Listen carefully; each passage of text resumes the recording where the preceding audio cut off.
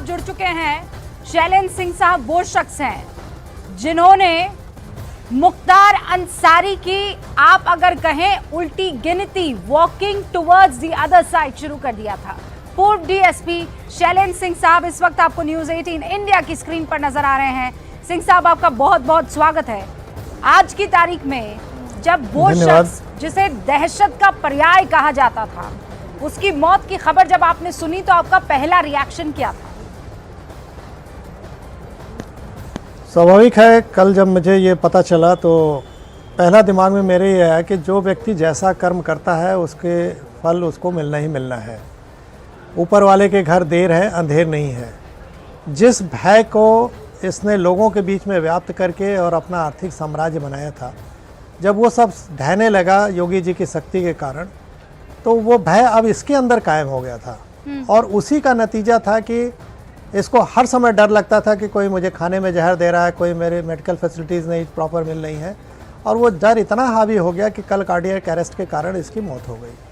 तो पहला हमारे दिमाग में यही आया कि आपके कर्म आपके साथ हैं।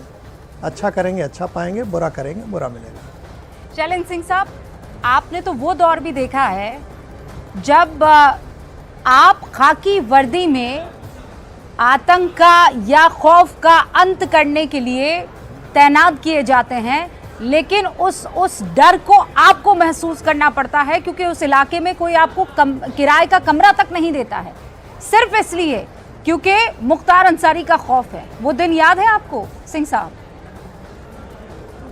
बिल्कुल आप सही कह रहे हैं। जब मैंने रिज़ाइन किया, सरकारी आवास छोड़ा था, तो एक मुझे किराए का कोई घर भी नहीं देता था। कहीं मिल भी गया तो सवेरे तक उसको धमकी मिल जाती थी और दूसरे दिन मुझे खाली करना पड़ता था। जब मैंने सोचा कि मैं बैंक से लोन लेके और एक कहीं अपना छोटा मोटा आवास बना सकूं, तो बैंक में गया तो उन्होंने कहा आपके पास कोई सर्विस तो है नहीं, पे स्लिप है नहीं, तो मैं आपको लोन नहीं दे सकता। उसके लिए जब मैं प्राइवेट कंपनी में कहीं भी अप्रोच करने लगा कि जॉब मिल जाए तो मैं कुछ कर सकूं, पे स्लिप के आधार पर लोन ले सकूं, तो वहाँ भी धमकियाँ चली जाती थी और मैं नहीं जॉब कर पाता था। तो वो दौर मैंने देखा।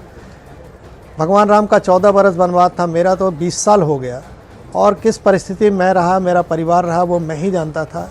लेकिन इस पीड़ा को मैं बाहर नहीं आने देता था, केवल इसलिए क्योंकि बहुत से यूथ हमको देखते थे कि शैलेंद्र भैया ने सही काम के लिए स्टैंड लिया है, इनका क्या हश्र होगा। और मैं अपनी पीड़ा को कभी जनता में नहीं आने देता था और एक पॉजिटिव सोच के लेके, चाहे आरटीआई पे काम किया, चाहे आज किसानों पे काम कर रहा हूँ, ग्रीन एनर्जी पे कर रहा हूँ, देशी गौ संवर्धन पे काम कर रहा हूँ, और एक जनता के बीच में पॉजिटिव सोच लेके गया और लगातार काम करता रहा। 20 साल पहले का और दूसरी का नतीजा है कि 2004 का। हाँ जी, बिल्कुल वो ऐसा दौर था जब मैं चाहती हूँ कि न्यूज़ 18 इंडिया के दर्शकों को शैलेंद्र सिंह जो आज हमारे साथ बैठे हैं वो हमें आज से 20 साल पहले ले चले। वो पहली मर्तबा जब आपने वो बंदूक बरामद की थी, वो पहली मर्तबा जब आपको लगा था कि कानून के हाथ लंबे होते हैं और अन्याय नहीं होता है, वो पहली मर्तबा जब आपकी ये जो सोच थी, जिसे मैं गुब्बारा कह सकती हूँ उन दिनों का, वो फूट गया जब आईजी रैंक के अधिकारी से लेकर तमाम बड़े लोग आपके ऊपर ये दबाव डालने लगे कि जो तुम सोच रहे हो वो हो नहीं सकता है। बात सही है। देखिए उस समय हम लोग, मेरी भी सर्विस ज़्यादा नहीं थी, 9-9.5 साल की सर्विस थी, और एक फील्ड में जज्बा था। एसटीएफ उस समय कायम हुई थी कि बड़े बड़े दुर्दांत अपराधियों को कंट्रोल करना है, उनके लिए एसटीएफ बनी थी। और एसटीएफ में जाने का मतलब होता था 30% एक्स्ट्रा सैलरी भी मिलती थी इसीलिए। और एक बहुत अच्छी टीम थी जो नेशनल नहीं इंटरनेशनल लेवल पर रिकॉग्नाइज की जाती थी कि यूपी के एसटीएफ में वो दमखम है। और उस जज्बे के साथ हम लोगों ने एक लाइट मशीन गन रिकवरी की, जो न उससे पहले कभी रिकवर हुई न आज तक हुई। सिंगल रिकवरी है लाइट मशीन गन की। लेकिन दुर्भाग्य हम लोगों का कि जिसको हम लोग गुड वर्क समझ रहे थे कि हमारी टीम को आउट ऑफ टर्म प्रमोशन मिलेगा, शाम होते होते वो हमारा बैड वर्क गिना जाने लगा और हमारे लोगों पर ही दबाव पड़ने लगा और 15 दिन बाद मुझे सर्विस छोड़ना पड़ा। तो वो दौर बहुत ही खतरनाक था। और मुझे सबसे बड़ी चिंता इस बात की थी कि जिस एसटीएफ के कारण पब्लिक को भी रहता था सुकून कि चलो एसटीएफ है, एसटीएफ केस देख रही तो न्याय हो जाएगा, उस एसटीएफ की बदनामी हो रही थी। लेकिन आज मुझे खुशी इस बात की है कि उसी एसटीएफ या उसी पुलिस का जलवा फिर से योगी जी ने कायम किया, पुलिस का इकबाल कायम हुआ। आज अपराधी अपनी जान की भीख मांग रहे हैं। शैलेंद्र जी, आपको लगता है कि वो दौर सच में बहुत खतरनाक था? वो उस दौर में शायद आप एसटीएफ के साथ ना होते और आज अगर होते तो बहुत ही अलहदा होता। मतलब आज की तारीख में अगर वो मशीन गन आपने बरामद कर दी होती तो मामला अलग होता। बिल्कुल सही बात है। आज हमारे पास अगर समय आज ये वाला दौर होता तो हमारी team out of term promotion पाती, हम लोग मेडल पाते और एक जनता में भी विश्वास होता है कि बड़े बड़े दुर्दांत अपराधियों को भी 2 मिनट में ठिकाने पर लाया जा सकता है। लेकिन दुर्भाग्य कि उस समय मुलायम जी की सरकार थी, एक छोटी सोच लेके उन लोगों ने मुख्तार जैसे अपराधियों का साथ दिया और उसका खामियाजा भी उनको भोगना पड़ा। उन लोगों को आज सत्ता से बाहर कर दिया जनता ने। मुझे कहा ना, मुझे सबसे बड़ी चिंता थी अपने को जीवित रखना, अपने परिवार को जीवित रखना, रोजी रोटी चलाना और साथ ही साथ जनता में खासकर युवाओं में इस बात का संदेश देना कि नहीं, आप सिस्टम से टकराओगे तो आप फिनिश नहीं हो जाओगे, एक न एक दिन ये सिस्टम सुधरेगा। तो आज मैं कह सकता हूँ दावे के साथ कि वो जो लोग देख रहे हैं या पुराने दौर को देखा है उन लोगों ने, आज उनको इस बात पे भरोसा हुआ होगा कि नहीं, सच की जीत होगी। और ये जो शॉर्टकट अपना के लोग चाहे शासन सत्ता में बैठ गए हों, चाहे माफिया बन गए हों, इनका खात्मा होना ही होना है। शैलेंद्र जी, मुझे आप ये बताएंगे, वो आपने 15 दिन के भीतर ही इस्तीफा दे दिया था, है ना? जी, 15 दिन मुझे लगे थे। 25 जनवरी 2004 को मैंने रिकवरी की थी। हाँ। और 11 फरवरी 2004 को मैं रिज़ाइन किया था। और मुझे वो घटना बड़ी याद है। मैं एसटीएफ में बैठा हुआ था, बनारस यूनिट क्लोज करके लखनऊ हेडक्वार्टर में बैठा था और एक व्यक्ति मेरे पास, परिवार आया पूरा, मैं नाम नहीं लेना चाहूँगा, उसके बैंक क्लर्क था और उसके बच्चे का अपहरण कर लिया था लोगों ने। और हम लोगों ने उस समय उसको भी, केस को मैं देख रहा था, अपराधियों ने, इन्हीं लोगों ने। हाँ। और उस केस को मैं देख रहा था। लेकिन जब ये केस सब रिकवर हो गया, एलएमजी और ये तूल पकड़ गया, मामला एसटीएफ को क्लोज करके वापस बुला लिया गया, तो वो केस भी मेरे हाथ से छूट गया। उस केस में उस गरीब परिवार को, समझिए बैंक क्लर्क की कितनी हैसियत होती है, उस समय उसको 5 लाख या 7 लाख 10 लाख जो भी देना पड़ा, दे के और अपने बच्चे को वो लेके वापस आया। और वो परिवार धन्यवाद देने मेरे पास आया था एसटीएफ कार्यालय में और कहा कि शैलेंद्र जी, आप कुछ कर नहीं पाए, लेकिन आपने जितनी जब तक रहे आपने जो तत्परता दिखाई थी वही मेरे लिए बहुत है। और अब हम लोग बनारस छोड़ के जा रहे हैं, उधर कभी नहीं जाएंगे। और मैं बैठे बैठे दिन भर यही सोचता रहा कि जो सरकारी तंत्र, जो हम लोग भर्ती होते हैं तो लोक सेवक बोले जाते हैं, पब्लिक सर्वेंट। हाँ। हम जनता के टैक्स से अपनी तनख्वाह लेते हैं, उनके लिए समर्पित हैं या रिस्पॉन्सिबल हैं उनके लिए। लेकिन शैलेंद्र जी, जो बातें आप कह रहे हैं उस दरमियान ऐसा तो लग नहीं रहा था। ये तो बिल्कुल अलहदा स्टोरी, उल्टी गंगा बह रही थी। बिल्कुल नहीं लग रहा था। लेकिन मैं अपनी बात कर रहा था। हाँ। और मुझे इस बात की चिंता थी कि मैं अपने सैलरी को जस्टिफाई नहीं कर पा रहा हूँ। और वही वजह था, उस परिवार के जाने के बाद 2 घंटे बाद मैं अपना रेजिग्नेशन भेज दिया था।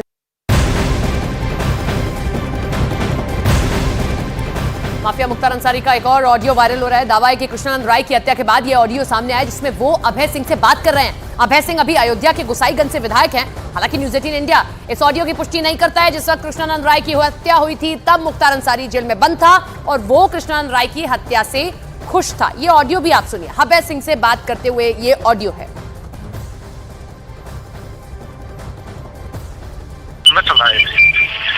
हम मुलाकात बैठे थे ना। हाँ बाबू, तो हमके अंदर कभी बात किया जाए। अब हल्ला है टीवी पर आ रहे, उस पर क्या दिखा रहा है टीवी पर कि गाजीपुर विधायक कृष्णानंद राय के ऊपर हमला, 7 लोगों के मरने की खबर। 7 लोग मरे? हाँ, ऐसे ही आ रहा। और विधायक बचे हैं, क्या विधायक कह सकती है? ये तो टीवी पर कुछ नहीं आ रहा है, लेकिन चर्चा ये है कि वो मारे जा चुके हैं। विधायक मारे जा चुके हैं।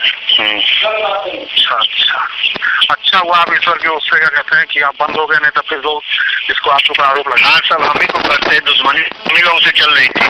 जी, मनमुटाव हम ही लोगों से था राजनीति। हम कहते कि अब ऐसे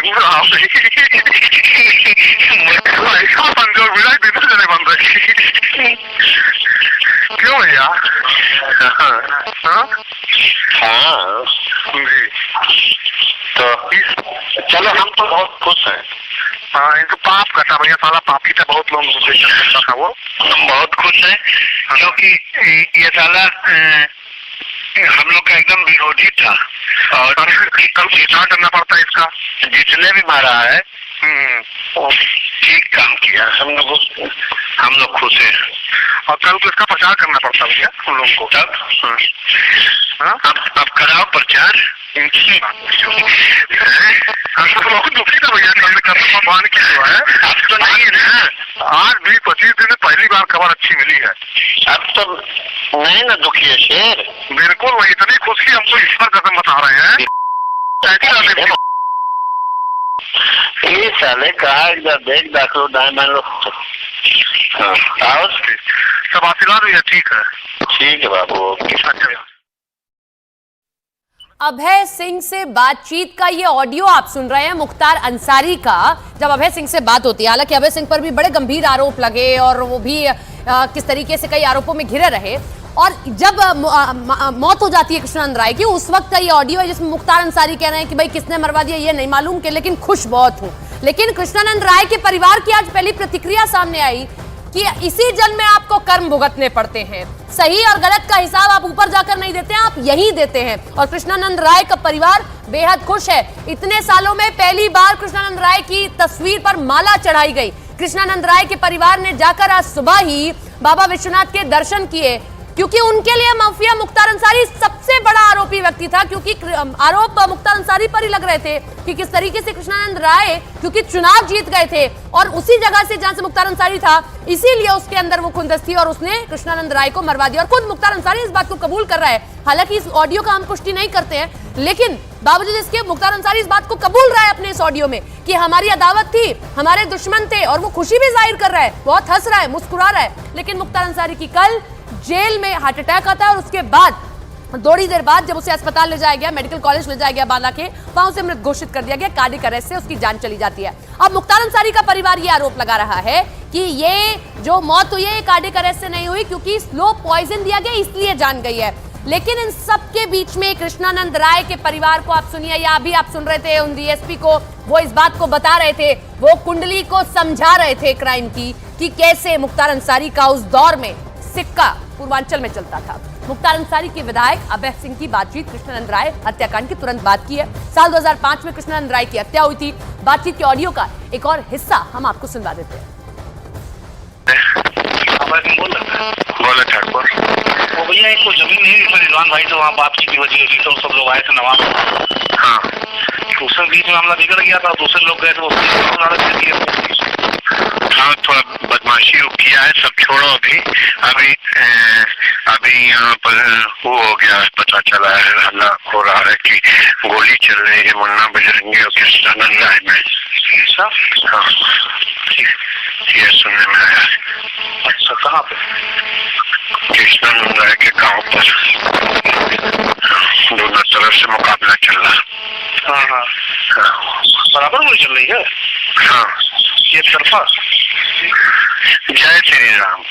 अच्छा हेलो। हाँ काट ली ठीक है मुट्ठी में। ठीक है रख रहे बात होगी।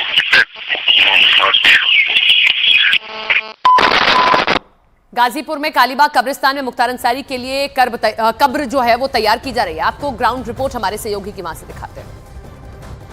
देखिए देर शाम तक जो मुख्तार अंसारी उनका शव उनके पैतृक जो घर है मोहम्मदाबाद वहां पर पहुंचेगा। लेकिन इस वक्त मैं कालीबाग उस कब्रिस्तान के अंदर मौजूद हूं जहां से तस्वीरें मैं आपको सीधी दिखा रहा हूं। यहां पे आप देख सकते हैं जो मुख्तार अंसारी के लिए कब्र जो है वो यहां पर खोदी जा रही है। 7 फीट लंबी, 5 फीट चौड़ी और 5.5 फीट गहरी ये कब्र है, जिसे यहाँ पर जो स्थानीय लोग हैं वो यहाँ पर मजदूर जो हैं वो खोदने में यहाँ पर लगे हुए हैं। और यहीं पर उनका जनाजा यहाँ पर आएगा। पहले घर उनके शव को ले जाया जाएगा और उसके बाद उनके शव को जो है वो सुपुर्दे खाक यहाँ पर किया जाएगा। यहाँ पर जो मजदूर काम कर रहे हैं, पूजा उनसे ही बात करते हैं यहाँ पर।